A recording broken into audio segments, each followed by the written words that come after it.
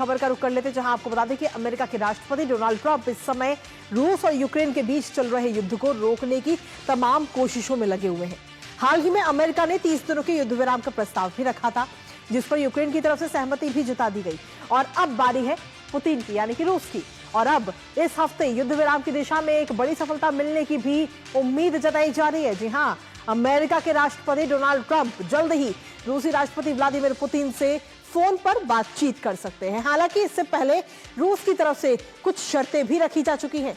क्या है वो शर्तें, बताएंगे आपको, लेकिन साथ ही करेंगे चर्चा अपने संवाददाता से। उससे पहले एक नजर डालते हैं खबर से जुड़े हुए कुछ अहम बिंदुओं पर।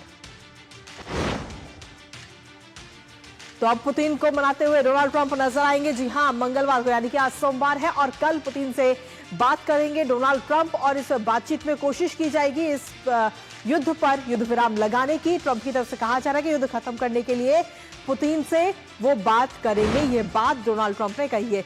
इसके साथ ही इस दौरान देखा जाएगा कि क्या हम मंगलवार तक कुछ घोषणा कर सकते हैं या नहीं। ये बात डोनाल्ड ट्रंप की तरफ से कही गई, यानी कि इस पूरे युद्ध पर, जो कि 3 साल से ज्यादा का वक्त हो चुका है, इस पर जल्द ही विराम लग सकता है। साथ ही ये कहा गया कि वीकेंड में हमने बहुत कुछ काम किया, यानी कि जो बीता सैटरडे और संडे, शनिवार और रविवार को बहुत सारे काम किए गए। इसी के साथ उन्होंने कहा कि देखते हैं कि क्या हम युद्ध को समाप्त कर सकते हैं। ये बात डोनाल्ड ट्रंप की तरफ से कही गया। हालांकि अब इस पर अभी संशय लगातार बना हुआ है, क्योंकि देरी है बातचीत की। जब ये बातचीत हो जाएगी पुतिन और डोनाल्ड ट्रंप के बीच में, तब चीजें बहुत हद तक साफ हो जाएंगी इस युद्ध विराम को लेकर के। क्योंकि इससे पहले जो युद्ध विराम का जो प्रस्ताव है, उस पर यूक्रेन की तरफ से सहमति जता दी गई है, लेकिन अब बारी है पुतिन की। लेकिन इससे पहले ही जब यूक्रेन ने सहमति जताई थी, तो पुतिन ने कई सारी शर्तें भी रखी थी, जिसमें कहा गया था कि सीज फायर एग्रीमेंट से पहले रूस की तरफ से ये शर्तें रखी गई थी, जिसमें रूस ने चाहता है कि उसकी जो 2 शर्तें हैं, उन 2 शर्तों को माना जाए।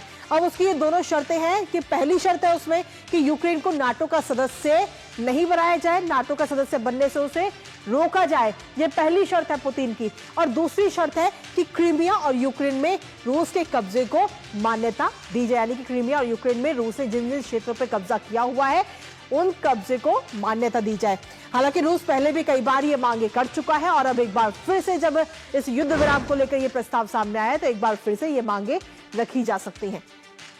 इसके साथ ही यूक्रेन की तरफ से नया चीफ ऑफ जनरल स्टाफ भी नियुक्त हुए हैं। रूस के साथ अगर जो ये युद्ध जारी है उसको लेकर आपको बता दें कि एंड्री हाथोव को इस वक्त नया चीफ ऑफ जनरल स्टाफ बनाया गया है। अब उन्हें बड़ी जिम्मेदारी दी गई है, लेकिन इसके साथ ही फरवरी 2024 से पद को संभाल रहे थे अनातोली बारहिलोविच, और उसके बाद में अब नई जिम्मेदारी इनको दी गई है।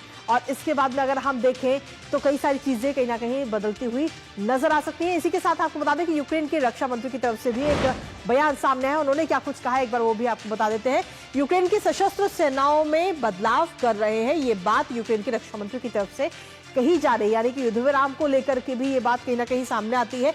युद्ध प्रभावशीलता बढ़ाने के लिए बदलाव जरूरी है, ये बात रक्षा मंत्री कह रहे हैं कि अगर युद्ध को प्रभावशील बनाना है तो ये बदलाव बहुत जरूरी है। इसके साथ ही बारहिलोविच रक्षा मंत्रालय में जनरल इंस्पेक्टर नियुक्त हुए, ये इस बात की जानकारी भी रक्षा मंत्री की तरफ से दी गई है। साथ ही उन्होंने कहा कि वो जो है वो टीम का हिस्सा बने रहेंगे। जो टीम लगातार इस युद्ध में काम कर रही है, उस टीम का हिस्सा भी वो बने रहेंगे, सैन्य मानकों पर नजर रखेंगे और अनुशासन को भी मजबूत करेंगे। ये बात रक्षा मंत्री यूक्रेन के कह रहे हैं। हालांकि कुल मिलाकर हम देखें तो आगे आने वाले समय में जो 3 साल से ये युद्ध है, उस पर विराम लगता है या नहीं, इस पर नजर हम सभी की लगातार बनी हुई, क्योंकि जल्द ही डोनाल्ड ट्रंप और पुतिन के बीच में फोन पर ये बातचीत होगी। कहीं ना कहीं इस पर सहमति जताई जा सकती है। हालांकि इसको लेकर नजर लगातार बनी है। और इसी बीच हमारे साथ में हमारे सहयोगी भी इस वक्त जुड़ गए हैं, सीधा उन्हीं का रुख कर लेते हैं। हमारे साथ हमारे सहयोगी शुभेंदु इस वक्त जुड़ रहे हैं। शुभेंदु, क्या कुछ ताजा अपडेट है आपके पास में? लगातार अमेरिका की तरफ से ये कोशिश है कि रूस और यूक्रेन के बीच जो ये युद्ध है, उस पर युद्ध विराम लग सके, और इस पर यूक्रेन की तरफ से भी सहमति जता दी गई है। अब बारी है रूस की। बिल्कुल कृतिका, युद्ध विराम जो बातचीत है वो एक निर्णायक मोड़ पर है। जैसे कि आपने बताया कि मंगलवार को राष्ट्रपति ट्रंप और राष्ट्रपति पुतिन के बीच में फोन पर बातचीत हो सकती है।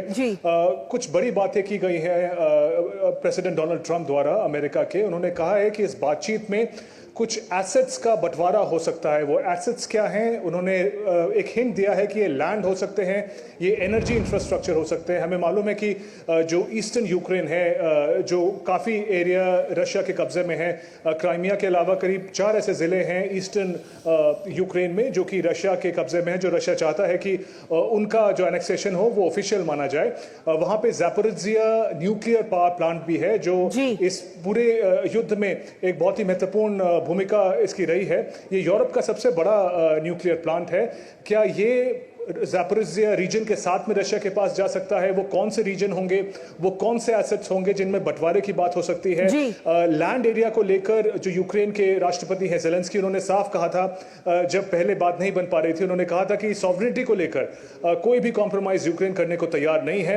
और दूसरी बात उन्होंने जो बड़ी बात कही थी, उन्होंने कहा था कि नेटो का मेंबर यूक्रेन को बनाना यूरोप की भी एक जिम्मेदारी है सिक्योरिटी के लिहाज से। लेकिन यही दोनों मुद्दे पर रशिया ने भी जो अपना रुख है वो कड़ा कर लिया है। उन्होंने कहा है किसी भी हालात में यूक्रेन नेटो का मेंबर नहीं बनना चाहिए। और जो रीजन्स उन्होंने एनेक्स किए हैं, जो कब्जे में लिए हैं, आपने क्राइमिया की बात करी, करीब 4 ऐसे डिस्ट्रिक्ट्स हैं ईस्टर्न यूरोप में जो रशिया चाहता है कि उनकी एनेक्सेशन को ऑफिशियली अब रशियन टेरिटरी माना जाए और यूक्रेन के जो सिपाही हैं वो एरियाज छोड़ के पीछे हटे। ये कुछ महत्वपूर्ण शर्तें हैं जो रशिया ने सामने रखी है। देखना होगा बातचीत में किस तरीके से इन मुद्दों पर बात होती है। चलिए, फिलहाल बहुत बहुत शुक्रिया शुभेंदु, तमाम जानकारी और अपडेट्स हमारे साथ साझा करने के लिए, और इस पर आप अपनी नजर लगातार बनाए रखिएगा। तो सही मायनों में अगर हम देखें तो कल ये बातचीत होगी फोन पर, डोनाल्ड ट्रंप और पुतिन के बीच ये बातचीत होगी, और इस बातचीत में कहीं ना कहीं ये उम्मीद जताई जा रही है कि इस युद्ध विराम का जो प्रस्ताव है अमेरिका की तरफ से, उस पर भी कुछ ना कुछ चर्चा होगी और कुछ ना कुछ नतीजा भी निकलकर सामने आएगा। फिलहाल शुक्रिया शुभेंदु,